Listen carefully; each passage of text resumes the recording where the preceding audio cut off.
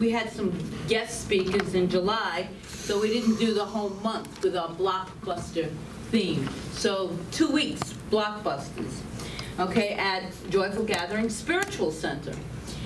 Last week we talked about Back to the Future, but when we talked about it, we talked about being in the present time, the now time, while we are setting our intentions for the future. And we can only do that in the now time. So today we're going to talk about exercising freedom for new choices, realizing that old habits do not have to die hard. So that's the title for today's blockbuster, Die Hard, but I didn't want to send it out with that, so I said, goodbye old habits. And you know, I got a lot of likes on Facebook on that one, so I gotta rechange my words so that they really grab people's attention. Letting go of old habits that no longer serve us. And sometimes they feel like they die hard. Don't they? I mean, sometimes it's like we really set our intention, we know the spiritual truth, but it's that letting it go. And sometimes we don't let it fully go. Charles Fillmore, the founder of Unity with his wife Myrtle, wrote, "We want instantaneous healings of our diseases, but we loathe to sacrifice the mental habits that cause them." Yeah. So I have an example. A rabbit. So this rabbit was born and raised in a laboratory. So one early morning, before anybody arrived, the rabbit managed to escape. And he went under the fence of this compound, and he felt grass under his little paws for the first time in his whole life. And he said, wow, this is great. And he thought it wasn't long before he managed to get under a hedge into this big open field where he saw all this lush grass, and he saw all these wild rabbits who were nibbling on the grass. And he said, "You're wild rabbits?" And they said, "Yes." He said, "I'm a rabbit from the laboratory, and I've just escaped." "Yes, come and join us," they say. "Come and join us." And they all started eating the grass together. "So what else do you wild rabbits do around here?" he says. "Well, you see that field over there? It's got lots of carrots growing in it. We dig them up and we eat them." So he couldn't resist this, so he got into this field with all these carrots, and he just kept eating and eating and eating, and it was so wonderful. He felt so full. And later he asked them, "What else do you do?" And they said, "You see that field over there? It's got lettuce growing, and you can eat that as well." So the lettuce tasted so good to him, and he returned a while later. Now he's really completely full. And he said, "Is there anything else that you guys do?" And the other rabbits made him come a little closer, and they spoke softly. "There's one thing that you must try. You see those rabbits over there?" He said, pointing to the far corner of the field. "They're girls. Go over and visit them. You'll know what to do." Well, our friend spent the rest of the morning doing what he instinctively knew what to do, until completely exhausted. He staggered back to the other boy rabbits. "That was fantastic," he panted. "So are you going to live with us now?" they asked of him. And he said, "I am so sorry. I had such a great time, but I can't." And these wild rabbits looked at him like, "Why not? We thought you loved it here." And he said, "In fact, I do. This has been the most fantastic day of my whole life. But I've got to get back to the laboratory. I'm just dying for a cigarette." Bad joke. But there was a point in that joke. Sometimes our old habits have a very strong pull on us. And they can keep us from being our fullest. and highest expression of God, which we all are. We came here to be this expression, to live expanded, joyous, God-filled lives. And so today we're going to look at a couple of habits that just might be holding us back from really experiencing fully who we came here to be. But first, it's important to realize that these habits, okay, this is good today. These habits are required. They are acquired, not inherited. Your DNA, divine natural attributes, that's inherited. That's inherited. But habits, every last one, from minor and annoying to these big and life-threatening habits, every one of them is acquired. And what you have acquired, you can unacquire. You just must really, really want to let it go, okay? And you need to have patience. And that work keeps coming up. I talked about it last week, and I was out in Long Island this week, and on this TV show, and she said, "What spiritual quality of God?" You know, and I talked about patience. It's not a spiritual quality of God, but pieces. Because that impatience blocks our good, or our getting to that place of peace. So patience is what we need with ourselves and with others. And I love these words from Thomas Troward, who is a man that influenced our founder, Ernest Holmes. He wrote, "The sincere endeavor to act up to our new mental attitude is essential, but our repeated failures to fully act as we would wish must not discourage us." So it's do not get discouraged.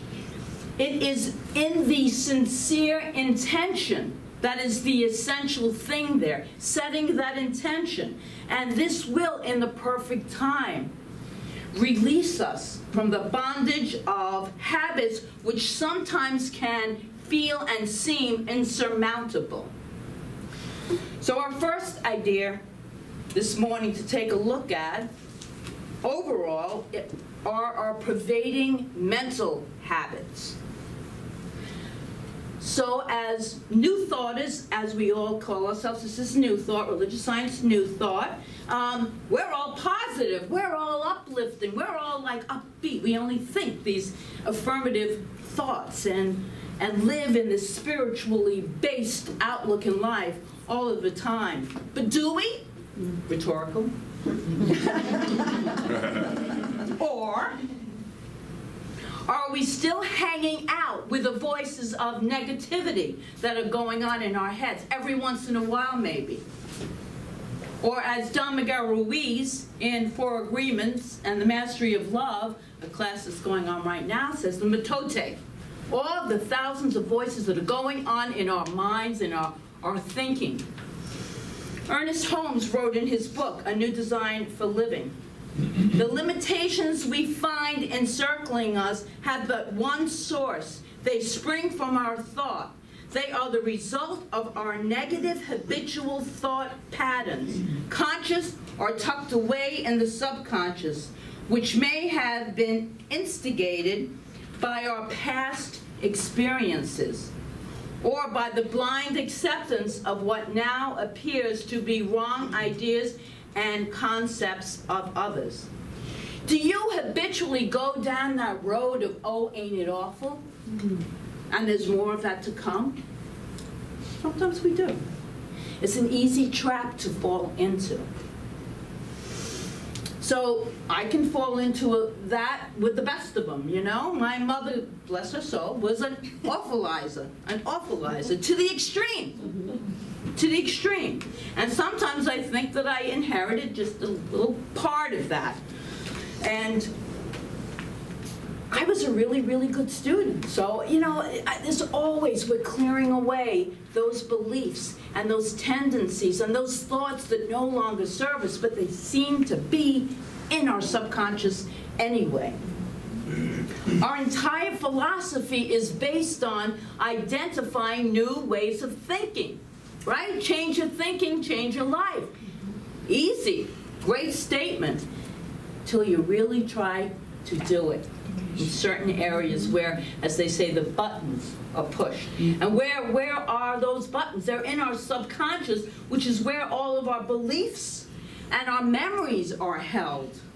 So what do you remember, that whatever we learn, we can unlearn. We can. We're not stuck in these habitual places, because we have divine natural attributes. We have our DNA working for us all the time, 24/7, doesn't go away.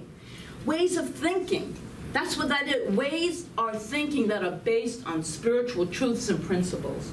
So we have that, we're reprogramming our thinking. We're reprogramming it. And so as this stuff comes up, we don't push it away, we accept it and we move on. And I love this spiritual but oh so powerful affirmation. I am now shown new ways of thinking. I am now shown new ways of thinking. So think about that. Where does your mind go? New ways of thinking. It could be different. God is my source. God is my love. I am always guided. It could be any of that when things arise in us. And we do this work and we really feel like we've evolved. We've changed our lives. We've changed the way we think and the way we experience. But I gotta tell you, just this past week, I'm on my way to Long Island to do this Reverend Dr. Janine Burns talk show. So I'm gonna do that, and I'm thinking, my mind starts thinking about a couple of challenges, and then I got a couple of phone calls, and that added more to it. And so now I'm driving, crossing the Verrazano Bridge, getting on the Bell Parkway, and I'm driving, and the traffic's fine, and the thoughts are playing out. And they're playing out where I created this insane scenario. And at the same time, I'm going, let me get centered here. Let me call up my prayer partner, who's not available. So, I called a couple of people, not available. Okay, not there. All right, you got to do this. All right, God. I'm using all of my tools, but it had gotten so far. The thoughts, these insane thoughts that aren't even real, that now my physical body was reacting to them. So I'm driving along the Belt Parkway going, oh my word, I have to go stay 2 nights with Reverend Janine and do her talk show, and I can't even, my head felt like it was I thought I was having a stroke. So I called my sister, I'm halfway there. Exit 19, she said, there's a hospital. And I'm like, oh my goodness. So I had a slight detour on the way to Long Island simply because thoughts got out of hand. And they got so out of hand, I thought I was having a physical stroke. There was nothing wrong after they did all these tests. In fact, I'm laying on the gurney in the emergency room when God decides to have a minister call me, who then proceeded to tell every other minister he called that I was in the hospital. So I got a lot of really great calls. But I got out right away because there was nothing wrong with me except for the point of this is, it doesn't have to be that extreme. Do we let our thinking put us in? That's what put me in the hospital, was a thought that then escalated to another thought and another thought. That's what we do. Think personally. Do you have a negative thought that might be hanging out within you?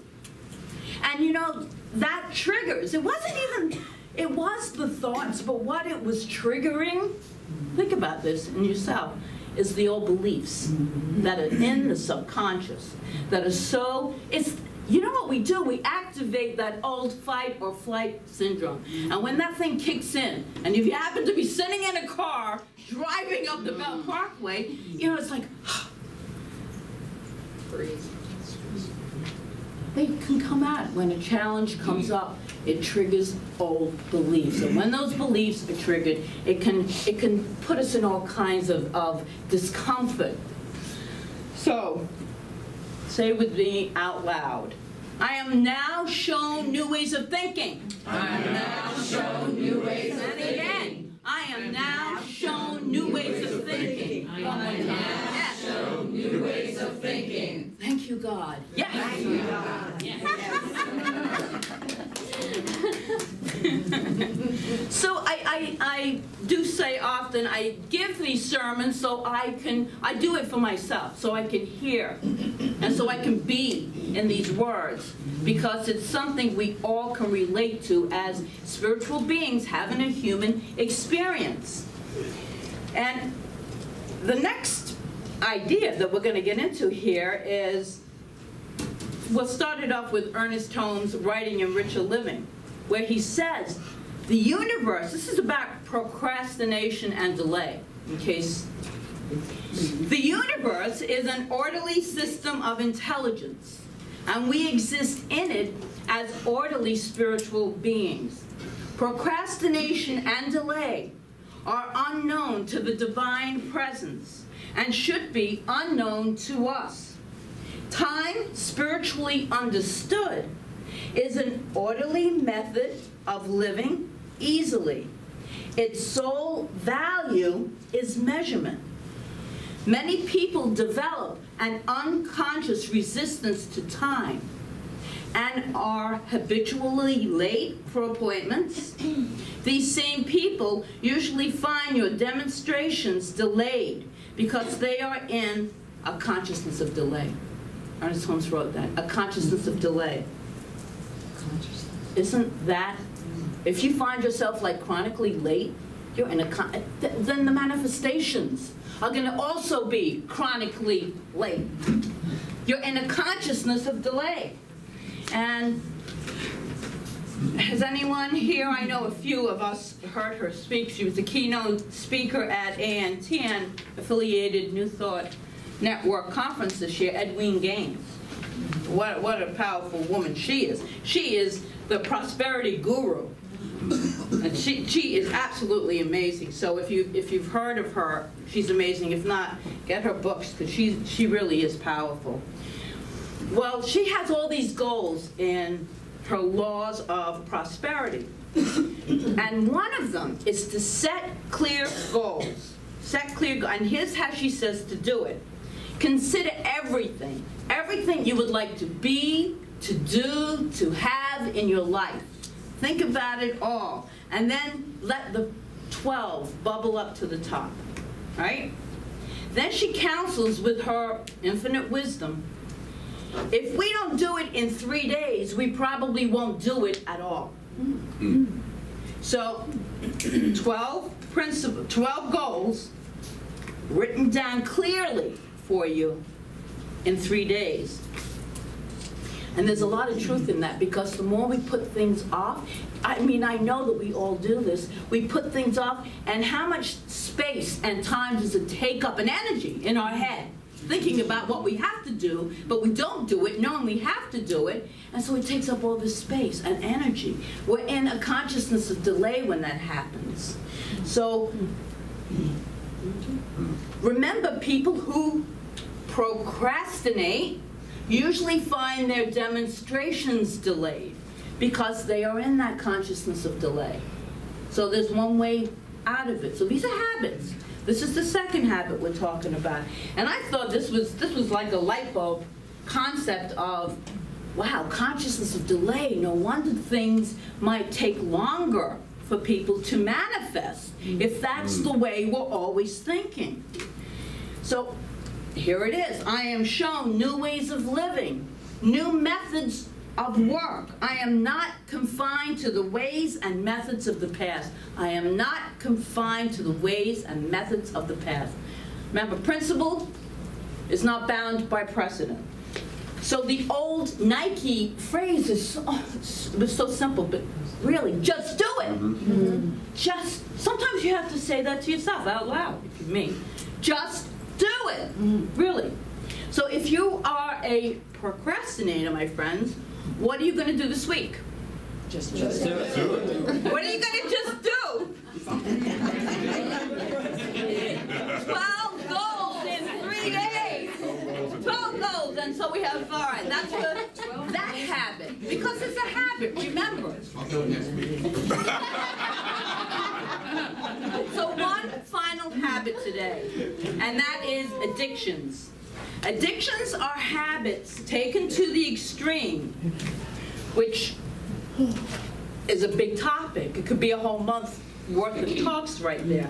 But I want to hear something here. I want you to hear something that I feel is very, very, very important. You are not your addiction, whatever it may be. You are not your addiction. Drugs, alcohol, shopping, sex, food, drama, whatever it may be. It's not the truth about who you are, because you are more than this. You are so much more than this. And we all have some kind of addiction. We all have some kind of addiction. So put your hands over your heart and just say with me, I am more than this. I am more than this. Again, I am more than this. I am more than One more this. time, I am more than this. I am more than this. Because you are. Okay, so it is, I say to that. Holmes wrote a little book on alcoholism, and he published this in 1941, and I'm going to replace the word alcoholism to those with addictions, okay? He wrote this is what he wrote, it's a great little book. If those with addictions seek self-destruction through oblivion, it is because they have not been acquainted with themselves or their true relationship to the universe in which they live. They have not known that there is an inner completeness, a spiritual wholeness to their real natures. Surely it would not be amiss to tell them this, and I tell you that now.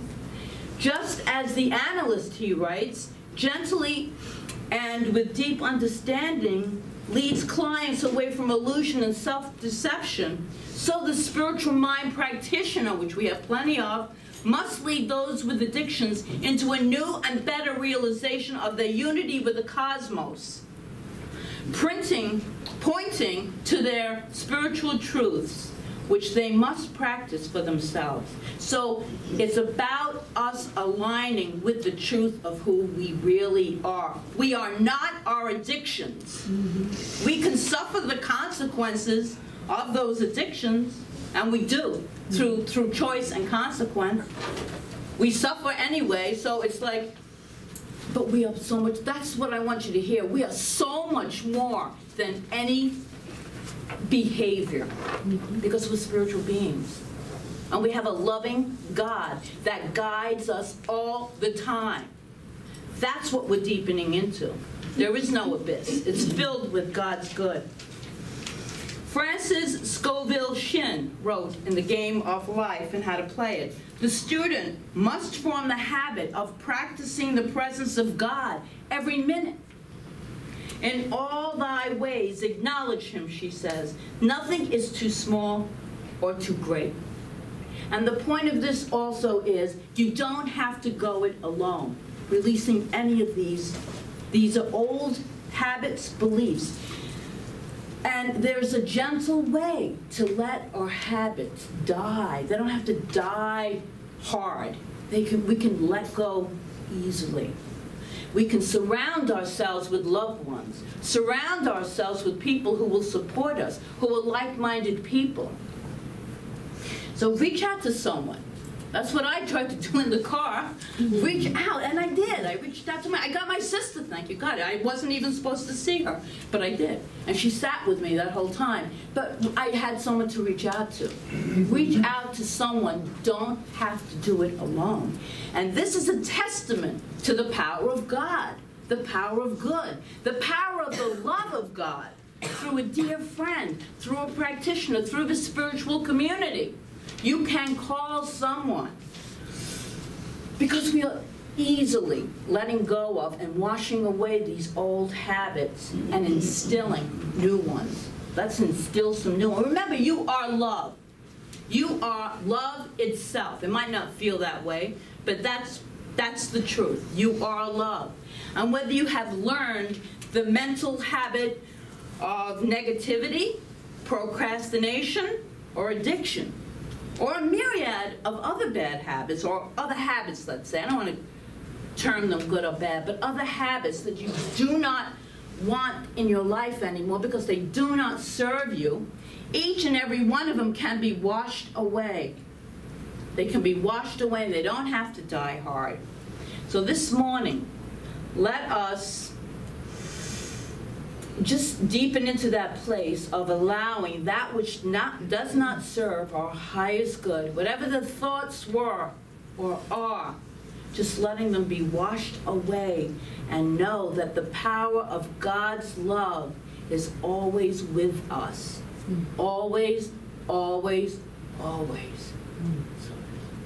Go ahead.